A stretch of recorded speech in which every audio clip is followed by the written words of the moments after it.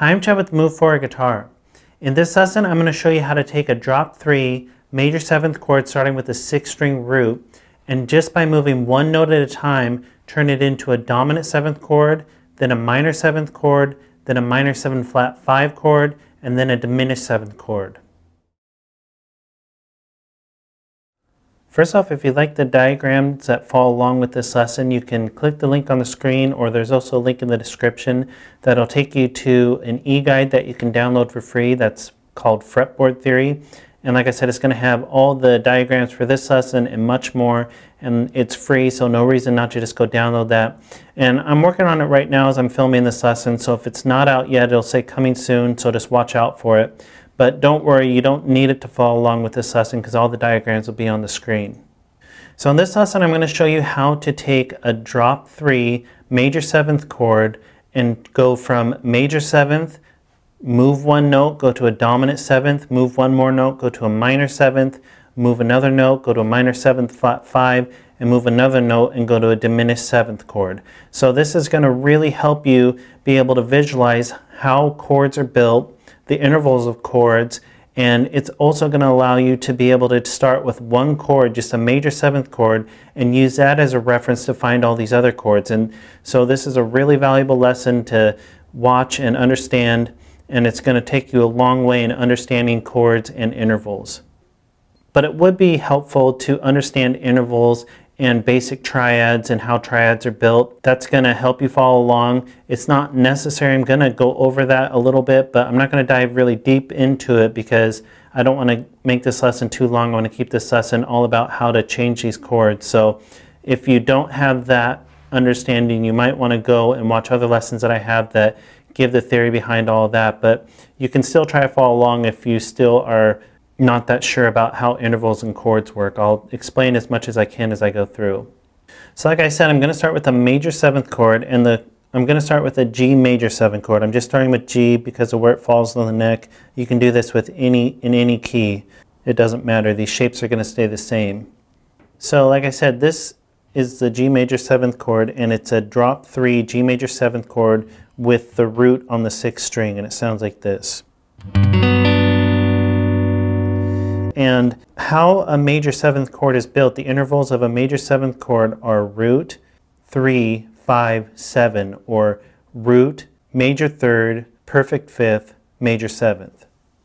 And the way this chord is voiced, and that just means the order of the intervals that I'm holding, is root. So I have a root under my first finger, and then right here is my 7th. That's my major 7th under my 3rd finger.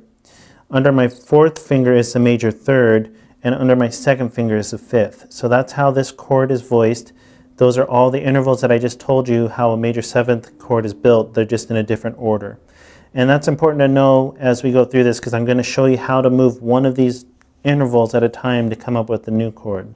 So first thing we're going to do is go from a major 7th chord to a dominant 7th chord. And a dominant 7th chord is a root, 3, 5, flat 7, or root, major 3rd, perfect 5th, minor 7th. So the only difference between a major 7 chord and a dominant 7th chord is the dominant 7th has a flatted 7th.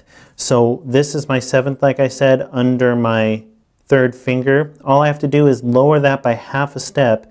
That becomes a flatted 7th, and that would give me a G7 chord. So here's a G major 7 chord. Here's a G dominant 7th chord. I just have to change the way my fingers are holding it, but all I'm doing is taking this major 7th note, the F sharp, and dropping it by half a step to the F. So that's the only note I'm moving. I'm moving it down half a step. Now here's a G7 chord. So you can hear major 7th sounds like this. Lower the 7th by half a step. Now I have a G7.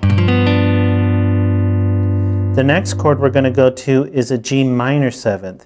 And the intervals of a minor 7 chord are root, flat 3, 5, flat 7, or root, minor 3rd, perfect 5th, minor 7th.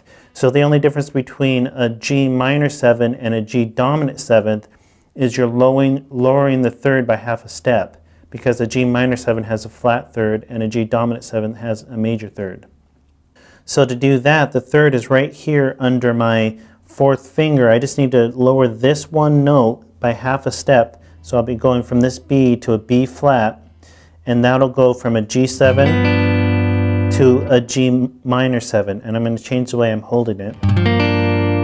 So that's a G minor 7. So all I did was take this one note, the major third, and lowered it to a minor third. So G7, G minor 7. Now the next chord we're going to go to is a minor 7 flat 5, and the intervals of a minor 7 flat 5 are root, flat 3, flat 5, flat 7, or root, minor third, diminished fifth, minor 7th. So the only difference between a minor 7 flat 5 and a minor 7th is that the fifth is lowered by half a step. You have a flat 5 or diminished fifth in a minor 7 flat 5, and in a minor 7 it's a perfect fifth. So the fifth is right here. I'm barring it right now, so it's right underneath my second finger, but it's right here on the second string, 3rd fret. I just need to take this note and lower it half a step, and that's going to go from a G minor 7 to a G minor 7 flat 5. So I've just taken this one note, lowered it half a step, so now G minor 7, G minor 7 flat 5. And then the last chord we're going to go to is a diminished 7th. And the diminished 7th is spelled out root, flat 3, flat 5, double flat 7, or root, minor third, diminished fifth, diminished 7th. So the only difference between a diminished 7th and a minor 7 flat 5 is you're lowering the 7th by another half a step. So a minor 7 flat 5 has a flat 7. You need to lower it one more to get the double flat 7. So this is my flat 7 right here on the 4th string, 3rd fret. Right as I'm holding it like this is under my second finger. I just need to lower this one note half a step. That's going to give me a G diminished 7th. So I'll go from a G minor 7 flat 5, lower the 7th one half step. That's going to give me a G diminished 7th. So now you can see I can go from a G major 7, lower the 7th to get a G7 or G dominant 7th, lower the 3rd to get a G minor 7, lower the 5th to get a G minor 7 flat 5, and lower the 7th to get a G diminished 7th. So now you have one chord. You just start with that major 7th chord, memorize the intervals, and you can see how to build all the other chords out of it. You're just moving one note at a time to do this. And not only are you able to see how to build those other chords out of it, but you're able to hear the difference between all the chords and hear how you're going from the brightest sounding chord to the darkest sounding chord. So hopefully this really opens up your mind to chords and intervals and how they work, and really starts you thinking about that.